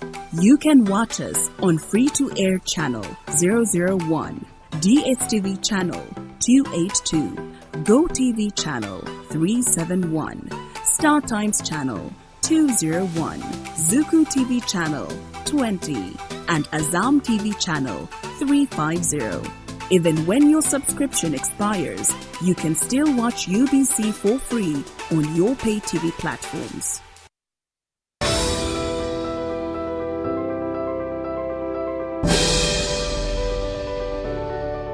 UBC One-on-One, we thank you so much for watching and welcome back from the break. We are discussing issues to do with the traders, and we have one of them here who is also a mayor of that heart of business, I would say, in Uganda, because all traders from every other part of the country do it here before they go out there. His name is Salim Uhuru Nsubuga. Musajja wa Kabaka. Musajja wa Kabaka. Wa Mamba. Okay. Oli wa Mamba chi? Is there two Mambas? There are actually four. Gabunga. Oli wa Mamba Gabunga. Yes. Okay. Now, the other complaint we had not talked about is foreigners that come expected to do manufacturing, but they end up hawking or opening up shops to sell at a retail level, sell their products at a retail level. Traders have this complaint. Somebody would look at it as not a problem. How is it a problem, you being part of the business? No, it is a problem. It is a problem to Ugandans. Once you're a manufacturer, meaning you manufacture, then you give to a wholesaler. From a wholesaler, you give either to an agent and then to the consumer. So if you're a manufacturer and you come direct to a consumer, it's unfair. You've taken away business from very many people along the chain. And the community are crying for someone called the Chinese. Chinese, first and foremost, it's very hard to compete with him. Number one, the loan he gets it at 3% or 2% from China. You go to China, import from there, from the factory where he is already part of the factory, bring to Uganda. He opens a factory in Uganda because the privilege the government has given to foreigners is, and the president's prayer is always encouraging people to manufacture in the country, whereby people can get jobs, people can get opportunities and cheap products. But now, the disadvantage is when they have opened their factories in Uganda, they compete with the local indigenous Ugandan, whereby they're selling the same product. Somebody has paid all the taxes. If you go to Ben Kiwanuka Street, William Street, there are shoes that are being sold. Niginas. You see a Chinese also, tano. To that level. And he has manufactured it. He has manufactured it here. So we see there's no equity. We need to protect Ugandans because that is our job. However, I want to thank the Kasita and Futa business community leaders. There were some Indians moving with radios, TVs, in others with phones, by the way. With phones, and they were arrested by the business community themselves, which was very good. Is there a law that supports that? There is no law that gives them mandate to arrest anyone. No, it doesn't give, because Uganda is actually the best country, I think, in the world, because you are free to do any sort of business you wish. But now, when you see these big companies selling TVs, radios, and you come, how you have come in with your TV and radio and then competing with the local person, and cheaper because they're paying rent, they're paying electricity, they're paying all the services. But you come without paying anything and a cheaper rate, which means those people are not going to sell. So the business community came out and said, no, where did you get these things from? They wanted to know the source, how it came in the country, and how they began. You talk of equity. The business people still complain about tax waivers government gives to these foreign business people that come here. What is your view about them? We need to attract them to come. My brother, the president in the last meeting we were in at Entebbe, he told the Ugandans, the local indigenous Ugandans, please come and ask for land, come and I give you the land, come and I give you tax waivers also. He told them. It is true, they are being given free land, they're giving them all opportunities, but it is not Limited to them. Benefiting us much when they give them such priorities. You get it? So the Ugandans said, if you are giving them tax holidays, you are giving them time of all this, how do you compete with them? Won't you be looked at as xenophobic traders? Not as such. Not true, because business is competition. Business is competition. And competing how? That's why you see the Indians, they'll make sure even a 1 shilling discount is a goal to them. Okay. So you go meet the president, yes, and you come back, opened the shops. The video was all over the world of you telling people what the president was saying. Yes. You were in the meeting. Give us a picture in just 2-3 minutes before we go to something else. Whoever left State House left smiling. Because number one, the president, when he just arrived, he said, Tuka konsonga. Those are his words. Tukira konsonga tolandaga. Totally. The first person that presented was the chairman Kasita, Dr. Musoke, yes, then Chairman Kavanda, then Katongole, then the rest. He said, come to the point, what do you want? The president already, in his wisdom, called the Commissioner General. He already saw a problem. He said, now, why is it you charge from the entry point, you charge from manufacturing point, you charge from up to the grassroots. Already he saw it. He said, I want to discuss with my technical team. You people, mwagala mfune wa sent. Because you need to pay taxes. And we told him we are going to mobilize more people to pay taxes, because if you see the figure, out of 3.5 million registered taxpayers, it's only 1 million paying. Are you aware about that? Yes. 1 million is a drop in an ocean. So let us raise the 1 million to 4 million Ugandans paying taxes. But paying, how do I put it? Paying fair price of taxes, whereby government can render services to the people also. So when the president told the commissioner, no, we need to sit with the technical team and the Minister of Finance on the 24th, of which I'm sure they sat. Among your people, there were voices who were saying, we also want to be there. We should send representatives in that meeting. Did you manage? No, we did not manage, but it would have been best, because the technical team is on the issue of we need money. Which in any way, we need the money. The president, I can be very sure, he already knows what to do. On the 7th, people are already excited in town. People are going to close the shops in town on the D-Day. Okay. To be in Kololo.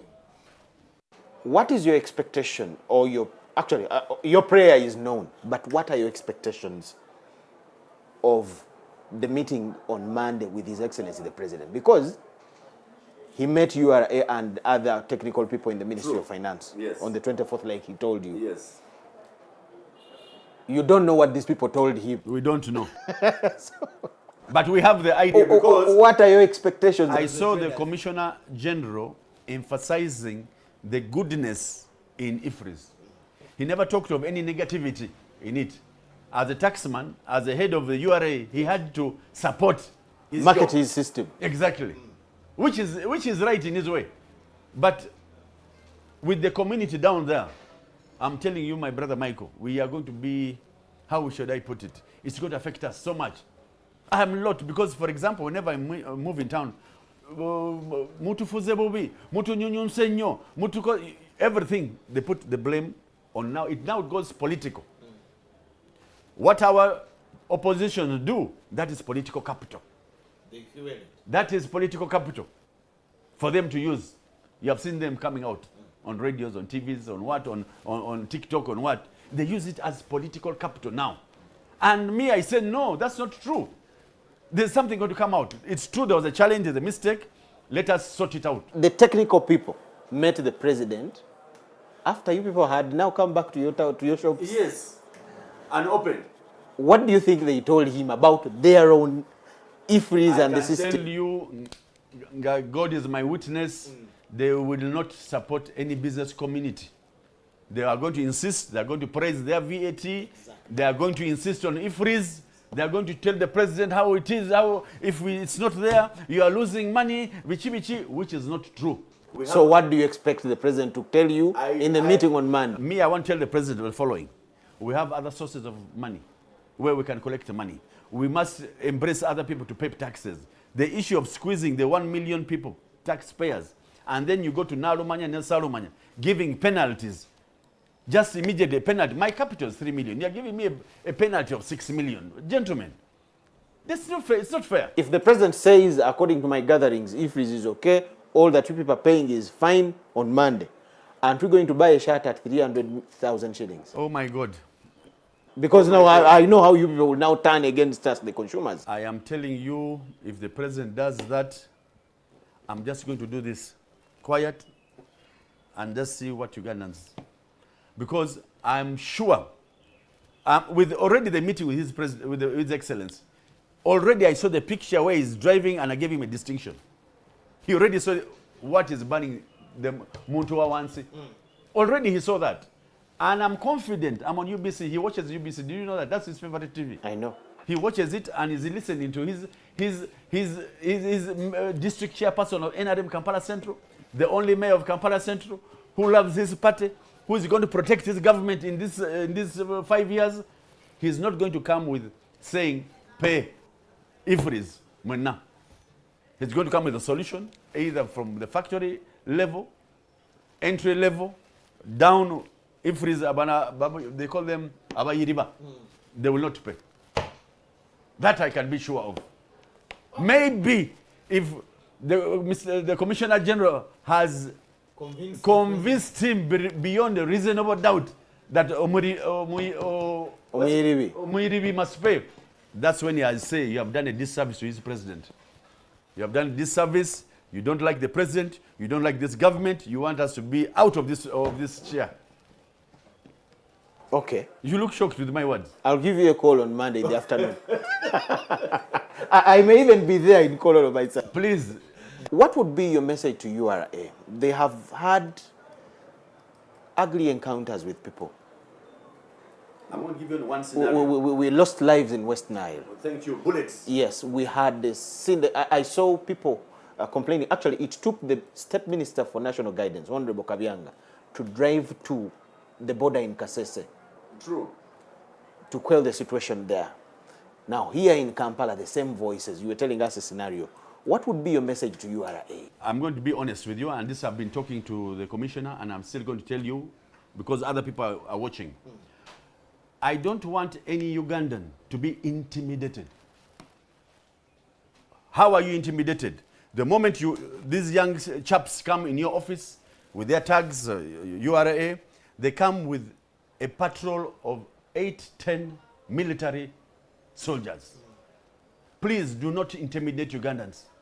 We stopped that during our Abote's days and Amin's days. That's why you see we can sit with generals and laugh and clap, but that kind of picture, I do not like it.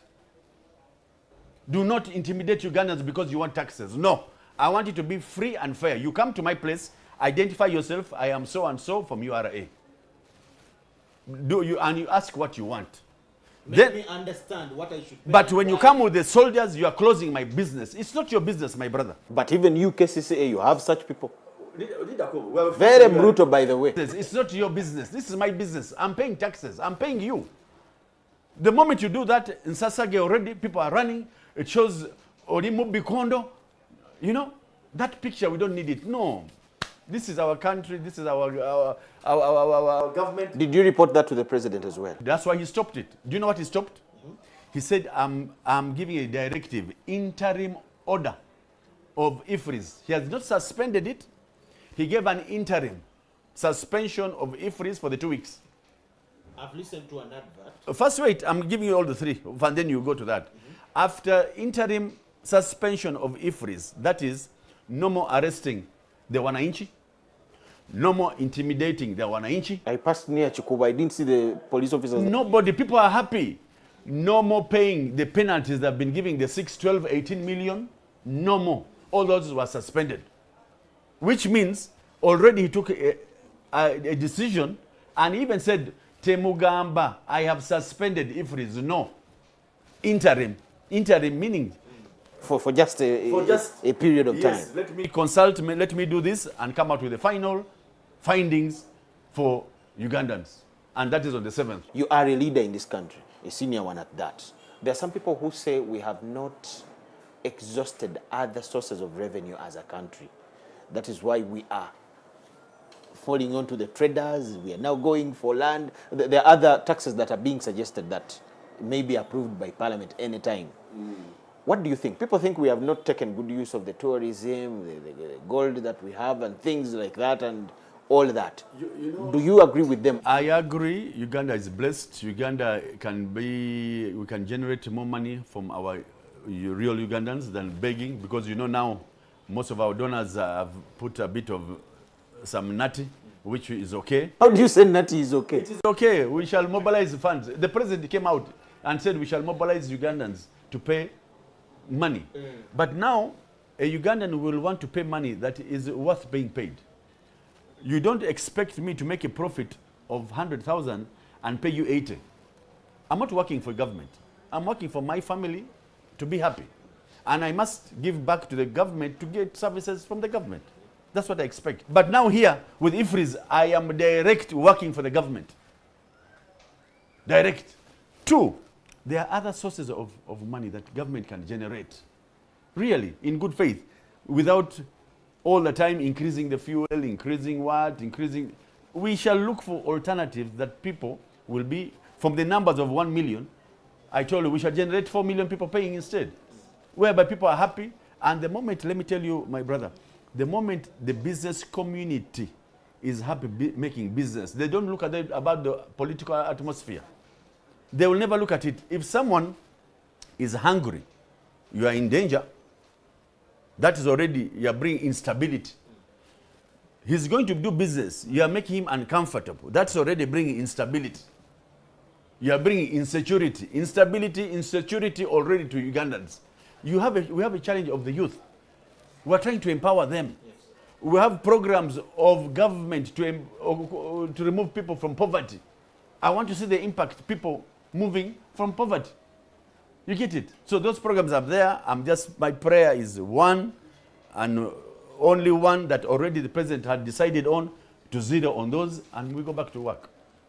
Let Ugandans go back to work. Let Ugandans be happy. Let them come up and support the NRM government 2026 for the better of everybody, but not to squeeze them. They cry. No, everyone is crying. Even an NRM is crying. Are you aware about that? I didn't know. Everyone is crying. People think you guys are happy. People who used to import 10 containers, 20 containers are importing 2, 3. Do that research. Is it because of the taxes? Well, no, because of the taxes. I can't work for URA. No way. There's no way I can work for URA. I'm working for me and my family and pay a return back to government for being operating in a conducive environment. Because the environment the NRM has put the business community, there's no more bullets, there's no more harassing people.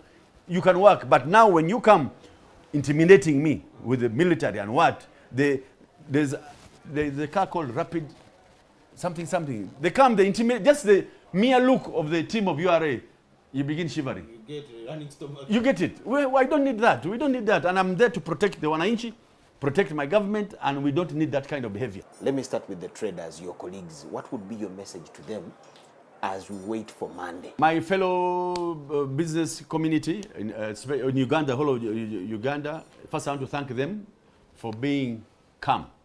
They came out last time because they wanted to be heard. And I supported them and I thanked them. Thank you for coming out to be heard. And we are heard. Ever since the meeting with His Excellency Yoweri Kaguta Museveni, business has gone to normal. People actually celebrated in town with the interim directives that he came out with. 2, our prayer on the 7th. That's why you see everyone is going to close their shops on that day because they're waiting. It is either the good news or the bad news.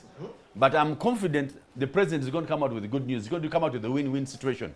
The president, there's no way he can come and squeeze fellow Ugandans. He loves Ugandans.